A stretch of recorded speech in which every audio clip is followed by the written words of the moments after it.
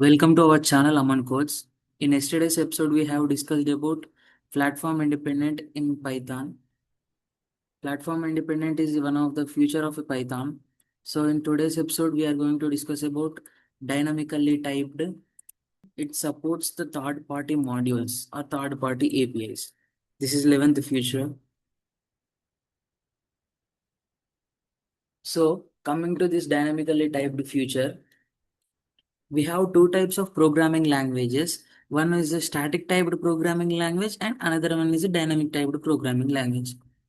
First we see what is static typed programming languages. Static typed programming languages examples are C language. In static typed programming languages, it is mandatory to declare the variables for storing the data. Otherwise, we get a compile time error. In the static typed programming language, we have to declare first the data type and then we have to declare the variable. In the static typed programming languages, we have to declare a variable. Before declaring a variable, we have to specify the type of a variable. If we forget to specify, then it throws a compile time error. It is mandatory. Specifying of data type is mandatory in static typed programming language from in Java. So let's go to Java shell. This is Java shell. In this, we are going to see how we can declare a variable. So integer a is equals to 98. We declared it allowed. Why? Because means I have declared here data type of this variable. So directly I'm typing b is equals to 78. Let's see what happens. See, it throwing an error called can't find symbol. What is that symbol? Variable b, it can't find. If I declare the data type before I declare the variable, then it is ready to take. See, it throws b is equals to 78. So like this, static type programming language will work. This is a major disadvantage of a static typed programming language. Let's go further. It is mandatory to declare the data type before declaring the variables. So let's see this program in Java shell. Let's clear the screen.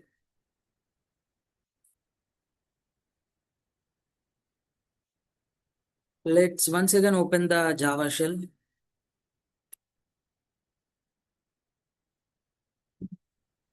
See here, int a comma b comma c.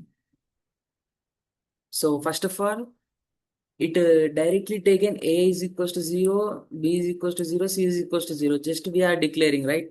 So we are updating here a equals to 90, b is equals to 98,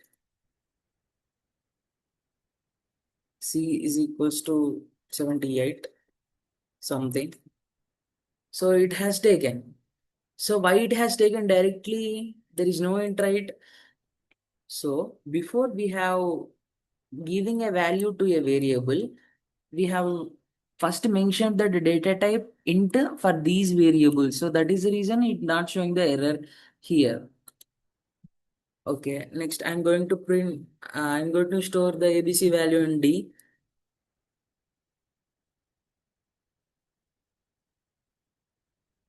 Now typed this D, but we didn't declare that D is an which data type.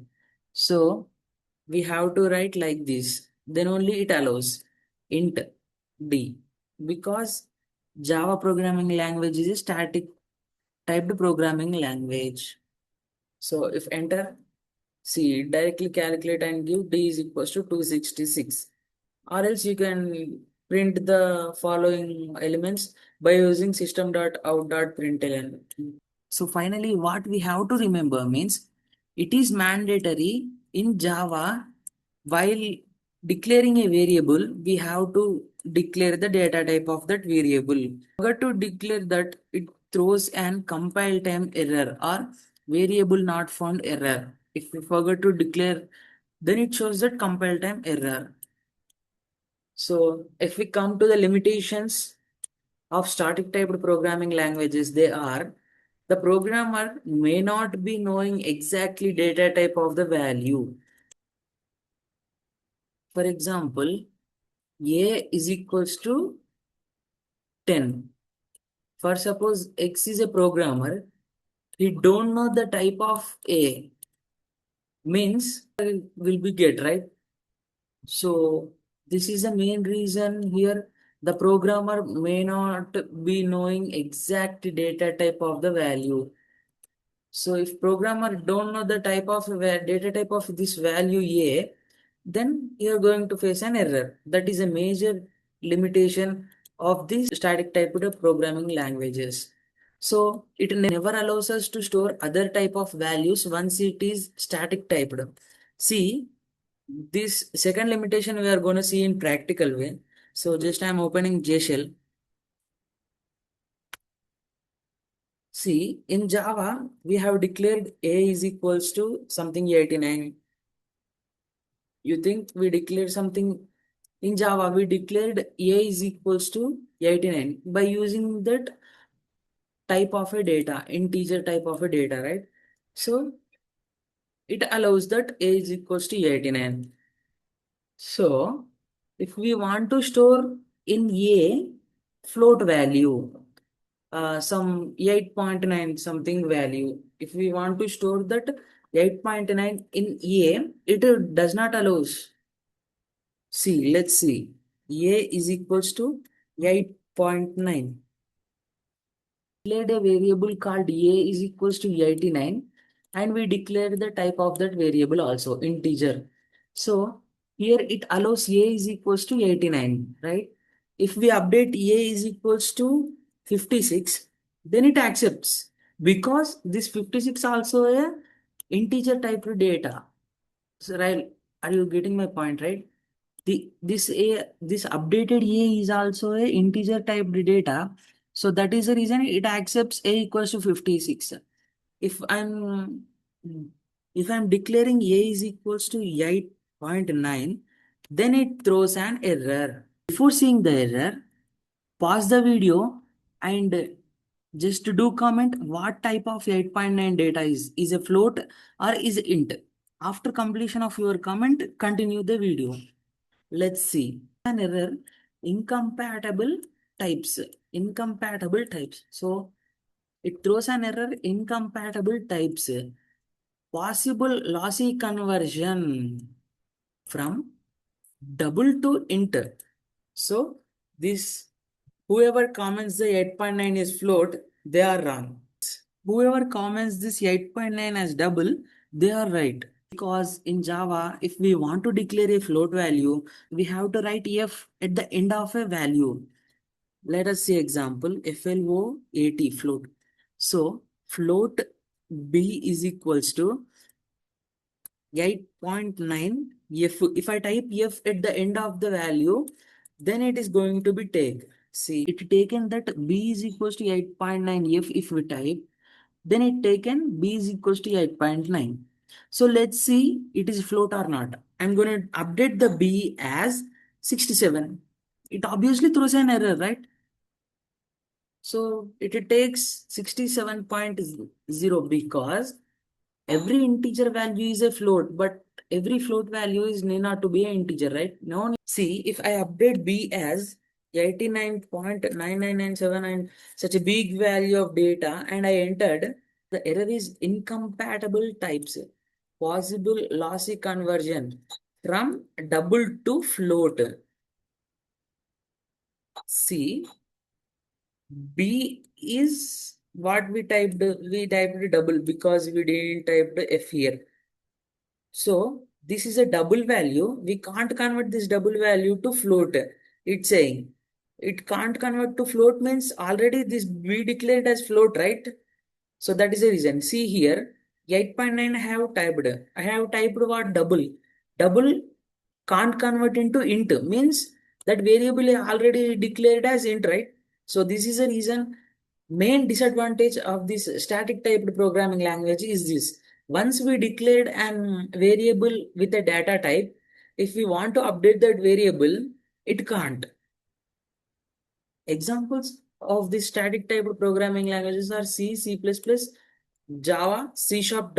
These are all static typed languages. So next we come to the dynamic typed programming languages. In dynamically typed programming languages, there is no need to define a variable declaration. If we declaring a variable called a is equals to 98, it is automatically taken. In dynamically typed programming languages, Python programming language execution environment automatically will assign the data type. The Python execution environment will automatically assign the data type depend upon the type of value assigned to the variable name. So see this in practical way. So I'm going to open Python command prompt. So see here. In Python command prompt, I declare direct A is equals to 89. See, it taken. I'm trying to print that value and the type of that value also of A. See, it taken A. In Java, we have to declare the type of an A also. Int A is equals to 89 semicolon. But here we directly declare that A is equals to 89. As per the given input A is equals to 89, the Python execution environment automatically assigns the data type to that variable. So there is no variable declaration is mandatory in the Python programming language or dynamically typed programming language. So what are the advantages of dynamically typed programming languages? The advantages are the programmer need not to know the data type of a value. Programmer assigns a value to A, he need not to know about that value comes under which data type. So this is a major advantage of dynamically typed programming language. And one more advantage is it also as to assign any type of a value dynamically and automatically whose type changed dynamically means we will see this in practical. You are going to understand in easy way. So see here I typed A is equals to 89, it will take under the int class, right? So if I update A is equals to 78, it allows dynamically. Okay, Java also allows this. But if we update the A as 98.99, then what it do? See, it allows. And I'm trying to print that A also. Wait a minute. So I'm trying to print the value of A and the type of A. The type has changed dynamically. See, first of all, I declared A equals to 89, that is int. Later, I updated the A is equals to 98.99. Here, the type of A is float. It is automatically updated, automatically changed by the Python execution environment. This is a major advantage in Python programming language or any type of dynamically typed programming language. So example for these dynamically typed programming languages are Python and JavaScript is also one type of a dynamically typed programming language, but it is used in scripting side. So this is about dynamic. We are entering into a supports third-party modules. Python programming language has one of the best feature. It supports the third-party modules, means third-party APIs or third-party modules such as NumPy, Pandas, Scientific Python, Scientific Kit, Matplotlib, NLP. Such type of an third-party modules Python is going to allow. It is going to support. See, most of the time, Python programming language supports third-party modules such as NumPy, Pandas, etc. and providing easiness to the Python programmers in case of complex mathematical calculations. In case of complex problem, to solve a complex problem, we want to use NumPy module. If we want to get a business analysis or analytics, we want to use the third party module called Pandas and etc. So these third party modules which supports Python. Python supports third party modules because by using the third party modules, our work is going to be complete and easy way. But why Python supports third-party modules means it providing easiness to the Python programmers. In case of complex mathematical calculations, we use NumPy. In case of business analytics and analysis, we use Pandas. That is the reason Python supports third-party modules, and it provides easiness to the Python programmers in case of so many reasons. Why they are the third-party modules means these NumPy, Pandas and all was not developed by the Guido and Rasam. This is developed by some other persons. These modules are used in the Python. So that's all for today's video. Thank you for watching.